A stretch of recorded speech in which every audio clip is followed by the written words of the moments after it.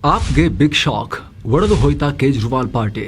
ಸ್ನೇಹಿತರೆ, ಭಾರತೀಯ ರಾಜಕಾರಣದಲ್ಲಿ ಅದರಲ್ಲೂ ಕೂಡ ವಿಶೇಷವಾಗಿ ದಿಲ್ಲಿ ಪಂಜಾಬ್ ರಾಜಕೀಯದಲ್ಲಿ ಅಕ್ಷರಶಃ ಒಂದು ಅತಿದೊಡ್ಡ ಭೂಕಂಪ ಉಂಟಾಗಿದೆ.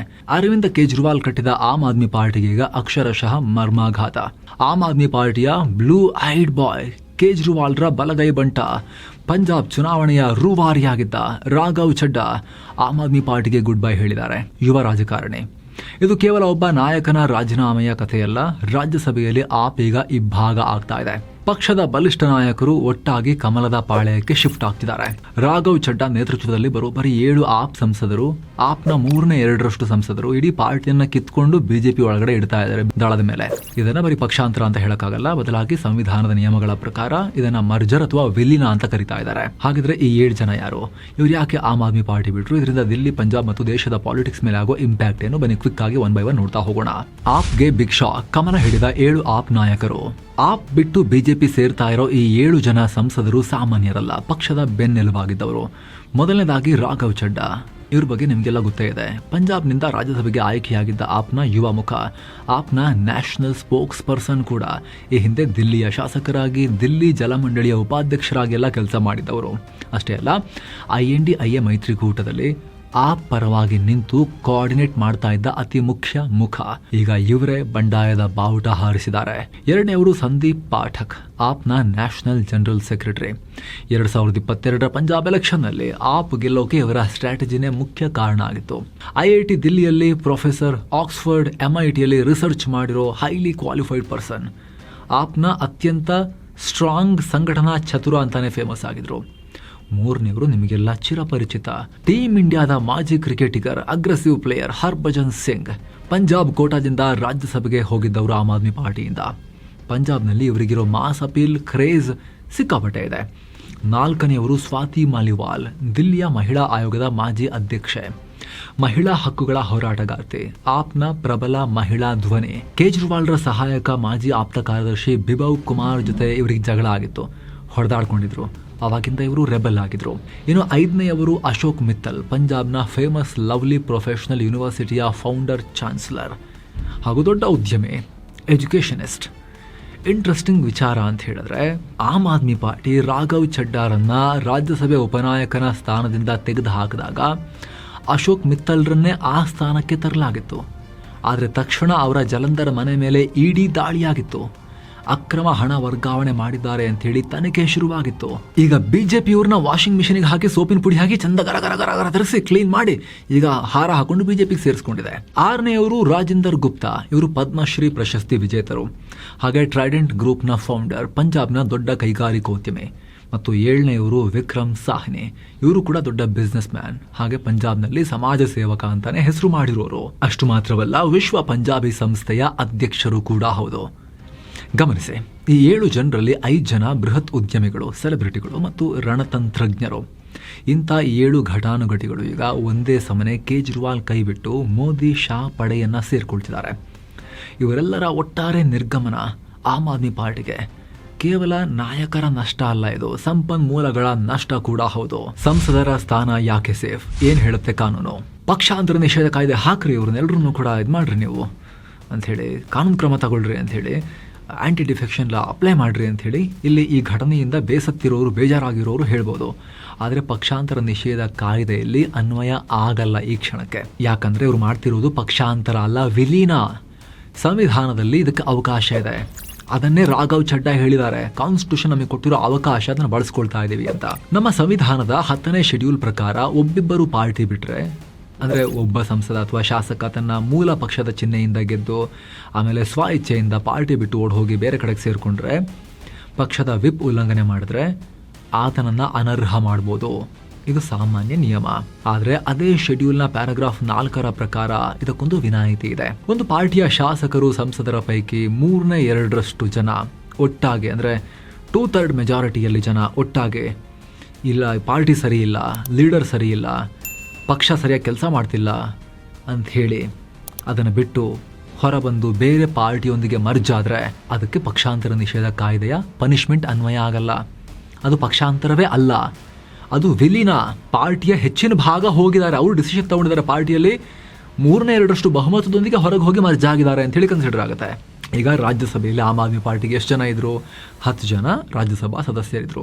10ರ 3/2 ಭಾಗ 6.67 ಆಗುತ್ತೆ. ಅಂದರೆ ಮಿನಿಮಮ್ 7 ಸಂಸದರು ಒಟ್ಟಾಗಿ ಹೋದರೆ ಪಕ್ಷಾಂತರ ನಿಷೇಧ ಕಾಯ್ದೆ ಪ್ರಯೋಗ ಆಗಲ್ಲ.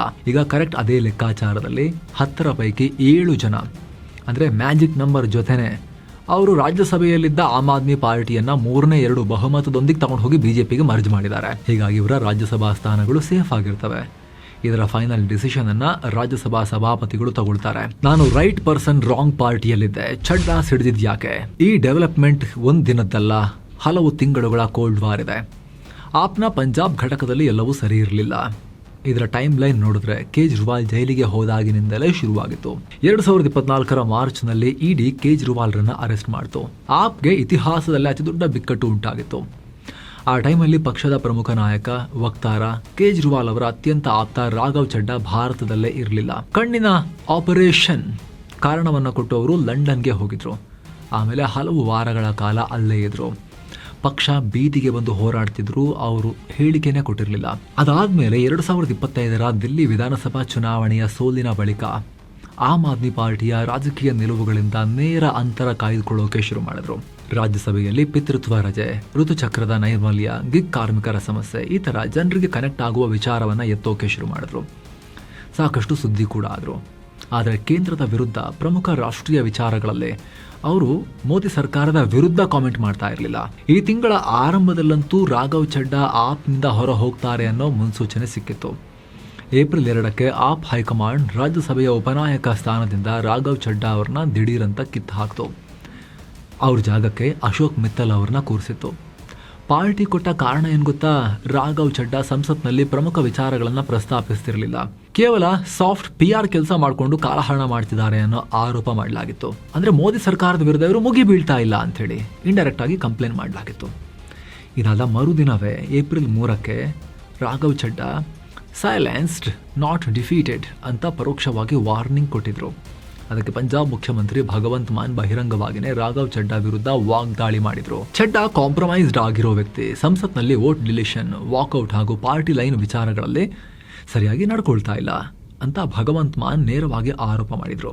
ಅಲ್ಲಿಂದ ಶುರುವಾದ ಶೀತಲ ಸಮರ ಏಪ್ರಿಲ್ 24ನೇ ತಾರೀಕು ಸ್ಫೋಟ ಆಗಿದೆ. ಚಡ್ಡಾ ಕೊಟ್ಟಿರೋ ಹೇಳಿಕೆಗಳು ನಿಜಕ್ಕೂ ಆಪ್ ನಾಯಕರನ್ನ ಬೆಚ್ಚಿ ಬೀಳಿಸಿವೆ. ಚಡ್ಡಾ ನೇರವಾಗಿ ಹೇಳ್ತಿದ್ದಾರೆ, I was the right man in the wrong party ಅಂತ. ನಾನು ಸರಿಯಾದ ವ್ಯಕ್ತಿ, ಆದರೆ ತಪ್ಪು ಪಾರ್ಟಿಯಲ್ಲಿದ್ದೆ ಅಂತ. ಈ ಪಾರ್ಟಿಯನ್ನು ರಕ್ತ ಬೆವರು ಸುರಿಸಿ ಕಟ್ಟಿದೆ, ಆದ್ರೀಗ ಇದು ಭ್ರಷ್ಟರ ಕೈಯಲ್ಲಿ ಸಿಲುಕಿ ಒದ್ದಾಡ್ತಿದೆ. ತನ್ನ ಮೂಲ ತತ್ವಗಳಿಂದ, ಮೌಲ್ಯಗಳಿಂದ ಸಂಪೂರ್ಣ ದಾರಿ ತಪ್ಪಿದೆ. ಈ ಪಕ್ಷ ಈಗ ರಾಷ್ಟ್ರೀಯ ಹಿತಾಸಕ್ತಿಗೆ ತಕ್ಕಂತೆ ಕೆಲಸ ಮಾಡ್ತಿಲ್ಲ ಅಂತ ಗಂಭೀರ ಆರೋಪ ಮಾಡಿದ್ದಾರೆ. ನಾನು ಅವರ ಭ್ರಷ್ಟಾಚಾರದಲ್ಲಿ, ಅವರ ಕ್ರೈಮ್ಗಳಲ್ಲಿ ಪಾಲುದಾರನಾಗೋಕೆ ಇಷ್ಟಪಡಲ್ಲ ಅಂತ ಹೇಳೋ ಮೂಲಕ ಆಪ್ ಹೈಕಮಾಂಡ್ ಮೇಲೆ ನೇರ ದಾಳಿ ಮಾಡಿದ್ದಾರೆ. ಒಂದು ಕಾಲದಲ್ಲಿ ಭ್ರಷ್ಟಾಚಾರದ ವಿರುದ್ಧ ಹೋರಾಡಿ ಆದರ್ಶಗಳ ಬಗ್ಗೆ ಮಾತನಾಡಿದ್ದ ಪಕ್ಷ ಈಗ ತನ್ನದೇ ನಾಯಕರಿಂದ ಇಂಥ ಕಟು ಟೀಕೆಯನ್ನು ಎದುರಿಸುವಂತಾಗಿರೋದು ದೊಡ್ಡ ಟರ್ನಿಂಗ್ ಪಾಯಿಂಟ್ ಆಮ್ ಆದ್ಮಿ ಪಾರ್ಟಿಗೆ. ಆಪರೇಷನ್ ಕಮಲ ಸಿಡಿದೆದ್ದ ಆಪ್ ನಾಯಕರು. ಈಗ ಉಳಿದಿರೋ ಆಪ್ ನಾಯಕರು ಕೆಂಡಾಮಂಡಲರಾಗಿದ್ದಾರೆ. ಸಂಜಯ್ ಸಿಂಗ್ ಮತ್ತು ಆತಿಶಿ ಅವರಂತೂ ಬಿಜೆಪಿ ಮೇಲೆ ನೇರವಾಗಿ ಆಪರೇಷನ್ ಕಮಲದ ಆರೋಪ ಮಾಡಿದ್ದಾರೆ. ಇವತ್ತು ಇಡಿ, CBIನಂಥ ಸೆಂಟ್ರಲ್ ಏಜೆನ್ಸಿಗಳನ್ನು ಬಳಸಿ ನಮ್ಮ ಸಂಸದರಿಗೆ ಬೆದರಿಕೆ ಒಡ್ಡಿ ಬ್ಲ್ಯಾಕ್ ಮೇಲ್ ಮಾಡಿ ಬಿಜೆಪಿಗೆ ಸೇರಿಸ್ಕೊಳ್ತಿದ್ದಾರೆ ಅಂತ ಸಂಜಯ್ ಸಿಂಗ್ ಗುಡುಗಿದ್ದಾರೆ. ಪಂಜಾಬ್ನಲ್ಲಿರೋ ಭಗವಂತ್ ಮಾನ್ ಅವರ ಆಪ್ ಸರ್ಕಾರವನ್ನು ಬೀಳಿಸೋಕೆ ಬಿಜೆಪಿ ಮಾಡ್ತಿರೋ ಬಹುದೊಡ್ಡ ಷಡ್ಯಂತ್ರ ಇದು ಅಂತೇಳಿ ಕೂಡ ಆಪ್ ಆರೋಪ ಮಾಡಿದೆ. ಆಪ್ನ ಅತಿದೊಡ್ಡ ಭದ್ರಕೋಟೆಯಾಗಿರೋ ಪಂಜಾಬ್ ಒಂದೇ ಉಳ್ಕೊಂಡಿರೋದೀಗ ಅದನ್ನು ಟಾರ್ಗೆಟ್ ಮಾಡಿ ಬಿಜೆಪಿ ಈ ರೀತಿ ಚೀಪ್ ಪಾಲಿಟಿಕ್ಸ್ ಮಾಡ್ತಾ ಇದೆ ಅಂತ ಹೇಳಿ ಆಕ್ರೋಶ ಹೊರ ಹಾಕ್ತಿದ್ದಾರೆ. ಆದರೆ ಯಾವುದಕ್ಕೂ ಕೇರ್ ಮಾಡದೆ ಇವರು ನೀಟಾಗಿ ಬಿಜೆಪಿಗೆ ಸೇರಿನೂ ಆಗಿದೆ. ಬಿಜೆಪಿಯ ಅಧ್ಯಕ್ಷ ನಿತಿನ್ ನಬೀನ್ ಅವರು ಇವ್ರನ್ನೆಲ್ಲ ಹಾರ ಹಾಕಿ ಬಿಜೆಪಿಗೆ ಸೇರಿಸ್ಕೊಂಡು ಆಗಿದೆ ಈಗ ಆಲ್ರೆಡಿ. ರಾಜ್ಯಸಭೆಯಲ್ಲಿ NDA ಬಲ 148, ಆಮ್ ಆದ್ಮಿ ಪಾರ್ಟಿಗೆ ಬಿಗ್ ಲಾಸ್, ಬಿಜೆಪಿಗೆ ಬಂಪರ್. ಇನ್ನು ಈ 7 ಸಂಸದರ ಪಕ್ಷಾಂತರದಿಂದ ರಾಜ್ಯಸಭೆಯ ಚಿತ್ರಣ ಹೇಗೆ ಬದಲಾಗುತ್ತೆ ಗೊತ್ತಾ? ಇದು ರಾಷ್ಟ್ರ ರಾಜಕಾರಣದ ಮೇಲೆ ಏನು ಪರಿಣಾಮ ಬೀಳುತ್ತೆ ನೋಡ್ತಾ ಹೋಗೋಣ. ರಾಜ್ಯಸಭೆಯ ಒಟ್ಟು ಸ್ಟ್ರೆಂತೆ 250. ಇಲ್ಲಿ ಯಾವುದೇ ಬಿಲ್ ಪಾಸ್ ಮಾಡ್ಕೊಳ್ಳೋಕೆ ಸರ್ಕಾರಕ್ಕೆ ಬೇಕಾದ ಬಹುಮತದ ಮ್ಯಾಜಿಕ್ ನಂಬರ್ 123. NDA ಮೈತ್ರಿಕೂಟದ ಬಳಿ 141 ಸದಸ್ಯರ ಬಲ ಇತ್ತು. ಇದರಲ್ಲಿ ಬಿಜೆಪಿಯ ಸ್ವಂತ ಬಲ 106. ವಿಪಕ್ಷಗಳ INDIAದ ಬಲ 58 ಸದಸ್ಯರು. ಆಪ್ ಬಳಿ 10 ಜನ ಇದ್ರು. ಆದರೆ ಈಗ 7 ಜನ ಮರ್ಜ್ ಆಗಿರೋದ್ರಿಂದ ಬಿಜೆಪಿಯ ನಂಬರ್ 106ರಿಂದ 113ಕ್ಕೆ ಏರಿಕೆಯಾಗುತ್ತೆ. ಹಾಗೆಯೇ ಎನ್ಡಿಎ ಮೈತ್ರಿಕೂಟದ ಬಲ 141ರಿಂದ 148ಕ್ಕೆ ಜಿಗಿಯುತ್ತೆ. ಈ ಮೂಲಕ ಆಲ್ರೆಡಿ ರಾಜ್ಯಸಭೆಯಲ್ಲಿ ಸಿಂಪಲ್ ಮೆಜಾರಿಟಿಯನ್ನು ಬಹುಮತವನ್ನು ಹೊಂದಿದ್ದ ಎನ್ಡಿಎಗೆ ಈ ಬೆಳವಣಿಗೆಯಿಂದ ಆನೆ ಬಲ ಬಂದಂತಾಗಿದೆ. ಮ್ಯಾಜಿಕ್ ನಂಬರ್ಗಿಂತ 25 ಸೀಟುಗಳು ಹೆಚ್ಚು. ಮುಂದಿನ ದಿನಗಳಲ್ಲಿ ಯಾವುದೇ ಬಿಲ್ ಪಾಸ್ ಮಾಡೋಕ್ಕೆ ಸರ್ಕಾರಕ್ಕೆ ಇದು ದೊಡ್ಡ ಮಟ್ಟದಲ್ಲಿ ಪ್ಲಸ್ ಪಾಯಿಂಟ್ ಆಗುತ್ತೆ. ಇನ್ನೊಂದು ಕಡೆ ಆಮ್ ಆದ್ಮಿ ಪಾರ್ಟಿಗೆ ಇದು ದೊಡ್ಡ ಆಘಾತ. ಅವರ ಬಲ 10ರಿಂದ ಬರೀ 3ಕ್ಕೆ ಕುಸಿಯುತ್ತೆ. ಸಂಸತ್ನ ಮೇಲ್ಮನೆಯಲ್ಲಿ ಆಪ್ ತನ್ನ ಅತಿದೊಡ್ಡ ಧ್ವನಿಯನ್ನ ಬಲವನ್ನು ಕಳ್ಕೊಂಡಿದೆ. ರಾಷ್ಟ್ರ ರಾಜಕಾರಣದಲ್ಲಿ ವಿಪಕ್ಷಗಳ ಸಾಲಿನಲ್ಲಿ ದೊಡ್ಡ ಧ್ವನಿಯಾಗಿದ್ದ ಆಪ್ ಈಗ ಸಂಪೂರ್ಣವಾಗಿ ಸೈಲೆಂಟ್ ಆಗೋ ಸ್ಥಿತಿಗೆ ಹೋಗಿದೆ. ಇದರ ಇಂಪ್ಯಾಕ್ಟ್ ಏನು?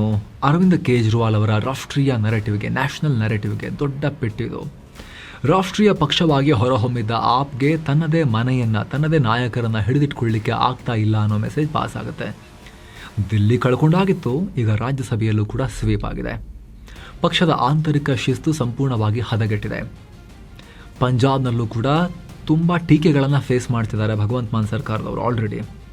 ಇದು ಪಂಜಾಬ್ ರಾಜಕಾರಣದ ಮೇಲೆ ಇನ್ನೂ ಪರಿಣಾಮ ಬೀರುತ್ತೆ ಹೊಸ ಬೆಳವಣಿಗೆ.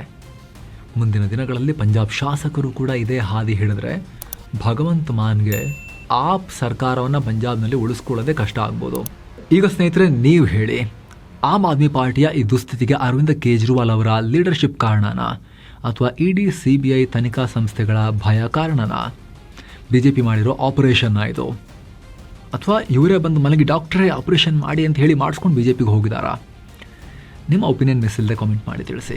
ಹಾಗೆ ಸ್ನೇಹಿತರೆ, ವಿಡಿಯೋ ಕೆಳಗಿರೋ ಜಾಯಿನ್ ಬಟನ್ ಮೂಲಕ ಆಸಕ್ತ ವೀಕ್ಷಕರು ಮಿಸ್ ಇಲ್ಲದೆ ಮಸ್ತ್ ಮಗ ಪ್ರೀಮಿಯಂ ಮೆಂಬರ್ಶಿಪ್ಗೆ ಸೇರಿ ಎಲ್ಲ ಮೆಂಬರ್ ಓನ್ಲಿ ವೀಡಿಯೋಸನ್ನು ನೋಡೋಕೆ ಶುರು ಮಾಡ್ಬೋದು. ಮತ್ತೆ ಭೇಟಿ ಆಗ್ತಿರೋಣ. ನಮಸ್ಕಾರ.